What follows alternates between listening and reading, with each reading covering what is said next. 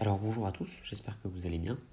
Donc aujourd'hui on se retrouve pour une première vidéo où je vais essayer d'aborder le cours sur le chapitre des suites afin de vous permettre d'approfondir un peu le travail sur les suites et de comprendre peut-être des éléments que vous n'aviez pas tout à fait compris.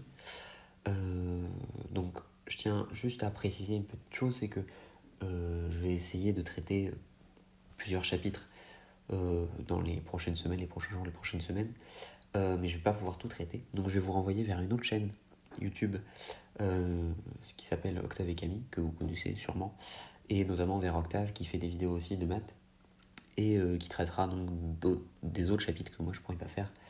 On essaiera un peu de se compléter comme ça, histoire que vous ayez d'une part plusieurs formes de vidéos différentes pour apprendre peut-être différemment, et aussi que vous puissiez avoir tous les chapitres, en tout cas une grande partie des chapitres de terminale les plus importants. Donc voilà, on va commencer avec le raisonnement par récurrence, avec quelques rappels sur ce qu'est le raisonnement par récurrence, comment ça marche et à quoi ça sert.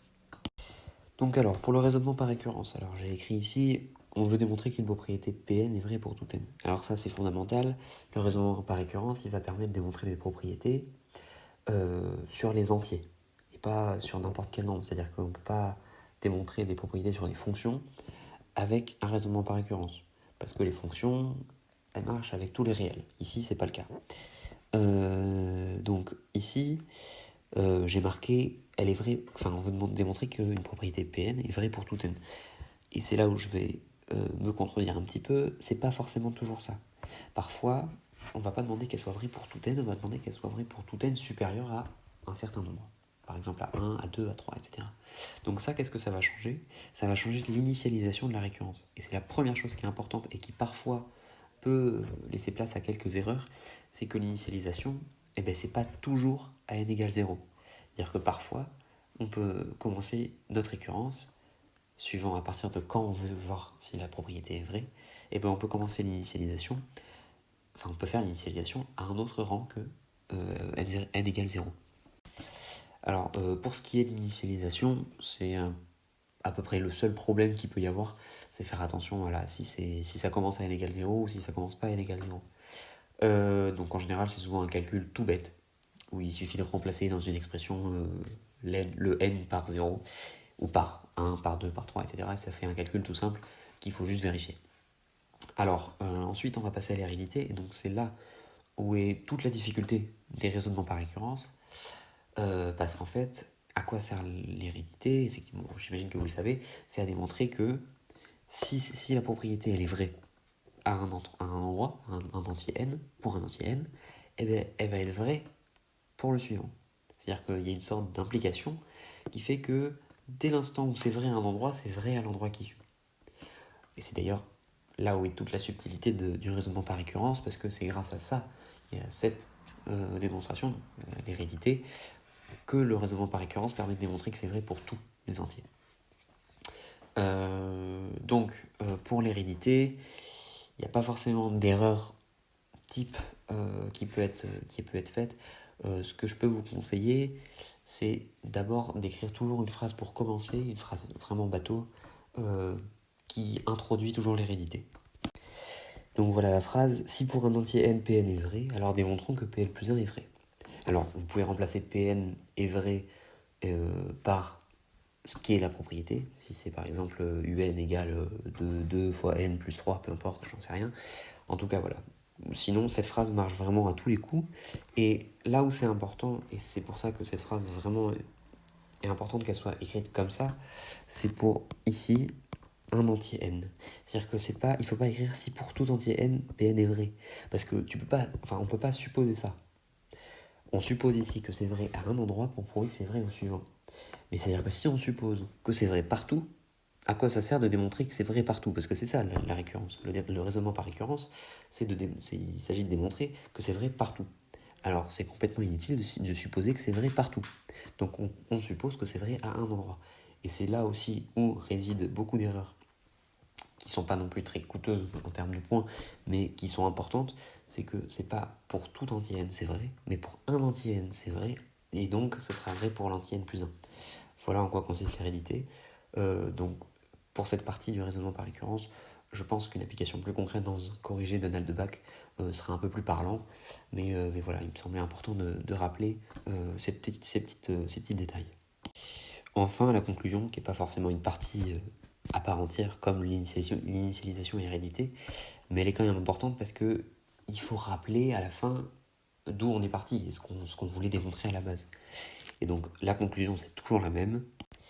Donc là voilà, par conséquent, on peut remplacer par ainsi, peu importe, Pn est vrai pour tout n, c'est toujours ça. En général, on ne dit pas vraiment Pn est vrai pour tout n, on remplace Pn par la propriété, c'est-à-dire ce qu'elle remplace finalement, enfin ce que Pn remplace, mais voilà, c'est toujours la même chose, mais elle est très importante parce que si vous faites l'initialisation très bien, l'hérédité très bien, mais qu'à la fin vous concluez pas sur votre raisonnement par récurrence, eh bien, vous n'explicitez pas que vous avez démontré ce que vous vouliez démontrer. Et pourtant, c'est quand même le plus important. Donc voilà, c'est à peu près tout pour le raisonnement par récurrence, et notamment les erreurs qui peuvent être faites dans ce genre de démonstration. Donc maintenant, on va passer à une deuxième partie, qui est très importante sur les suites, parce que c'est souvent l'intérêt de tout un exercice sur les suites. La dernière question, c'est d'arriver à calculer sa limite. Donc voilà, on va passer aux limites et aux opérations sur les limites. Donc les deux limites indispensables à connaître, vraiment elles sont vraiment essentielles, c'est quand n tend vers plus l'infini, les limites de q puissance n, et suivant les valeurs de q. Donc q ici c'est un réel, je ne l'ai pas noté mais c'est une évidence. Donc quand n tend vers plus l'infini, si q est strictement supérieur à 1, q puissance n va tendre vers plus l'infini. Il faut essayer de se représenter, c'est toujours la même chose avec les limites, et pour les fonctions, ce sera la même chose. Il faut essayer de se représenter ça avec des vrais nombres. C'est-à-dire que là, on a des lettres, c'est beau, c'est bien joli, mais c'est pas concret. Si on prend un nombre, si on prend q par exemple égale 2, vous regardez 2 puissance n et vous faites grandir n. n il grandit, par exemple au départ on est à 2 puissance 3, puis 2 puissance 30, 2 puissance 300, etc. Alors allez pas trop loin parce que ça va vite déconner, votre machine elle va moins marcher, mais parce que ça augmente très vite. Mais vous allez voir que les nombres ils augmentent et ils augmentent en plus de plus en plus vite. Et donc ça va rien prouver de faire ça à la calculatrice, mais ça peut donner une idée de pourquoi on dit que ça tend vers plus l'infini. C'est-à-dire que plus n va grandir, plus 2 puissance n va grandir aussi. Et il va grandir sans jamais s'arrêter de grandir. Voilà, c'est ça qui est très important. Donc quand q est entre moins 1 et 1, alors c'est des inégalités qui sont strictes, hein, il n'y a pas d'inférieur ou égal, ou de supérieur ou égal, peu importe, et bien la limite elle va tendre vers 0. Pareil, vous prenez un nombre à la place de q, vous prenez 1 demi, vous prenez moins 1 demi, et vous faites les calculs à la calculatrice. Et vous allez voir que ça va se rapprocher de 0. Alors, petite précision, quand q va être négatif, donc quand il sera entre moins 1 et 0, le signe de q puissance n va changer à chaque fois que vous allez augmenter n de 1. Donc en fait, on dit que suivant la parité de n, la parité c'est savoir s'il est pair ou impair, le q puissance n est négatif ou positif. Bon, ça peu importe, c'est pas le plus important. En tout cas, si c'est entre moins 1 et 1, la limite va tendre vers 0. Voilà, c'est vraiment le plus important. Donc alors maintenant pour les opérations sur les limites, je vais essayer de m'attarder sur une chose, c'est les formes indéterminées, parce que c'est vraiment ce qui pose problème. On ne sait plus, globalement, vous posez souvent le même genre de questions, c'est est-ce que c'est indéterminé ou pas? C'est pas une bonne question ça en fait, parce que il faut comprendre pourquoi c'est indéterminé et pourquoi ça ne l'est pas quand ça ne l'est pas. Ici j'ai répertorié les 4 formes indéterminées pour les suites, qui sont exactement les mêmes pour les fonctions, ne vous emmerdez pas. Donc ici, je les ai séparés en plusieurs catégories. Donc pour les sommes et différences, donc par exemple quand vous avez 3n moins 4n carré, peu importe, ça c'est votre suite un, et vous cherchez à déterminer quand est-ce que, vers quoi ça tend, quelle est la limite. Et bien, il n'y a qu'une seule forme indéterminée pour quand c'est une somme ou une différence. C'est la même chose, une somme et une différence. Hein. Et ben c'est quand vous en avez un des deux termes qui tend vers plus l'infini et l'autre qui tend vers moins l'infini. Et ben vous ne pouvez pas faire la somme des deux. Attention, si vous avez plus l'infini moins quelque chose qui tend vers moins l'infini, et ben il va y avoir une sorte de règle des signes, moins ça va devenir plus, et donc ça va faire plus l'infini, et ça fait plus l'infini. Alors il faut vraiment avoir une représentation intuitive des limites, c'est pas évident toujours, mais il faut essayer de comprendre pourquoi plus l'infini, moins l'infini, c'est indéterminé. C'est-à-dire que ce que ça veut dire indéterminé, c'est qu'on ne sait pas vers quoi ça va tendre. Ça pourrait très bien tendre vers plus l'infini, comme vers moins l'infini. En fait, ça va dépendre de, entre guillemets, la vitesse avec laquelle ça va tendre vers plus l'infini et la vitesse avec laquelle ça va tendre vers moins l'infini. C'est-à-dire qu'il y a un des deux termes qui va l'emporter sur l'autre, ou pas. Ça va peut-être s'équilibrer. Enfin, c'est très compliqué les formes indéterminées. Donc il faut juste les connaître et essayer de savoir lever les indéterminations avec les calculs algébriques. Donc ici, la première forme indéterminée, plus l'infini moins l'infini, c'est pas possible, parce que prenez un nombre très très grand, et prenez un nombre très très très petit, et faites la somme des deux. Quand je dis très très petit, c'est très petit dans les négatifs, hein, c'est pas très proche de zéro, c'est très petit, c'est qui est proche de moins l'infini, entre guillemets. Donc, vous faites la somme des deux, vous allez avoir une certaine valeur, et si vous refaites l'expérience avec un nombre plus grand que celui qui était grand, et un nombre beaucoup plus petit que celui qui était petit, vous allez avoir un autre résultat en faisant la somme des deux. Et en fait, vous n'allez pas pouvoir déterminer, c'est pour ça qu'on dit indéterminé, vous n'allez pas pouvoir déterminer d'une limite, pardon. Ça va pas marcher. C'est-à-dire que ça va pas tendre vers quelque chose de précis. Et c'est pour ça que c'est une forme indéterminée. Pour le produit, c'est la même chose. Alors celle-là, elle est un peu contre-intuitive, parce que quand on voit 0 fois plus ou moins l'infini, alors oui, ce signe c'est plus ou moins, qui est devant l'infini là, ça veut dire plus ou moins. Et excusez-moi. Donc, quand on a 0 fois plus ou moins l'infini, effectivement, ça peut être contre-intuitif. On nous a toujours appris que 0 fois quelque chose, ça fait 0. Peu importe. Que ce soit très grand, très petit, ça fait 0.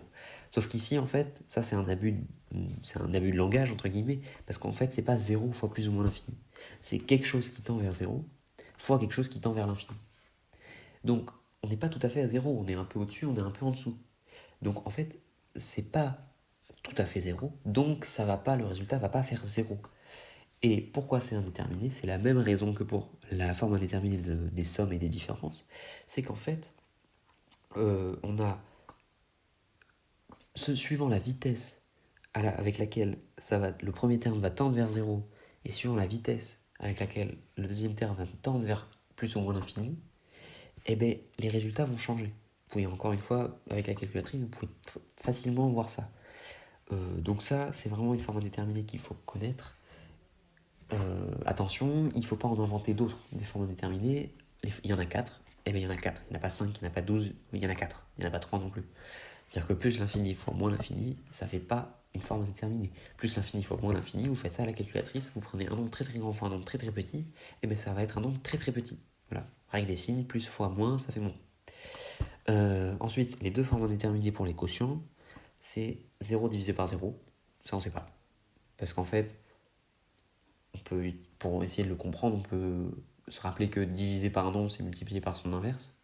Alors là, en considérant que l'inverse de 0, c'est plus l'infini, ou moins l'infini, suivant si c'est 0 plus ou 0 moins, on va avoir quelque chose qui tend vers 0 fois quelque chose qui tend vers plus ou moins l'infini. Donc c'est la même forme indéterminée que pour le produit, mais écrite sous la forme d'un quotient. Mais en fait, c'est la même chose. C'est pour ça que c'est une forme indéterminée.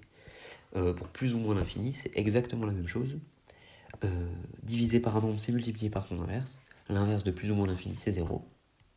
Vous vous retrouvez avec plus ou moins l'infini fois 0, qui est exactement la forme indéterminée du produit. Donc voilà, il y a 4 formes indéterminées pour les suites. Il faut surtout... Alors, en fait, c'est pas vraiment quelque chose à apprendre par cœur. Il y a rarement quelque chose à apprendre par cœur en mathématiques, à part les théorèmes importants. Mais vraiment, il faut essayer de comprendre pourquoi ça marche, pourquoi ça marche pas. Les formes indéterminées, il faut essayer de comprendre pourquoi elles sont indéterminées. Et c'est vraiment le plus important dans les limites, parce que, en fait, ça va vous permettre de ne pas vous surcharger en termes de connaissances à apprendre par cœur, parce que c'est pas le but, et parce qu'à un moment donné, ça va bloquer. Mais en fait, il suffit juste de comprendre et de pouvoir retrouver les formes indéterminées. Donc voilà, c'est à peu près tout sur les limites, ce qu'il y a à savoir. Je vais juste terminer cette vidéo par une brève troisième partie sur tout ce qui est convergence et les théorèmes qui vont avec. Donc voilà, pour ce qui est des suites convergentes et divergentes, alors les suites convergentes, c'est des suites qui sont majorées et croissantes ou minorées et décroissantes. Alors ça, c'est des théorèmes qui sont vraiment essentiels mais qui sont plutôt intuitifs. C'est-à-dire que qu'est-ce que ça veut dire? C'est que si par exemple vous avez une suite qui est majorée, c'est-à-dire que peu importe l'entier n que vous choisissez, elle sera jamais au-dessus d'un certain nombre. Et en plus elle est croissante, c'est-à-dire que cette suite, elle va jamais s'arrêter de monter, elle va monter, elle va monter, elle va monter, mais elle dépassera jamais un certain nombre, c'est-à-dire qu'elle va monter, et puis elle va monter de moins en moins rapidement. Et bien ça va impliquer que la suite est convergente. Et ça marche aussi dans l'autre sens, si elle est minorée, c'est-à-dire qu'elle passera jamais en dessous d'une certaine valeur, mais qu'elle est constamment décroissante, c'est-à-dire que tout le temps elle va décroître, elle va décroître, elle va décroître, elle va décroître, mais elle va décroître de moins en moins vite, à tel point qu'elle ne sera jamais en dessous d'une certaine valeur, et bien la suite va être convergente.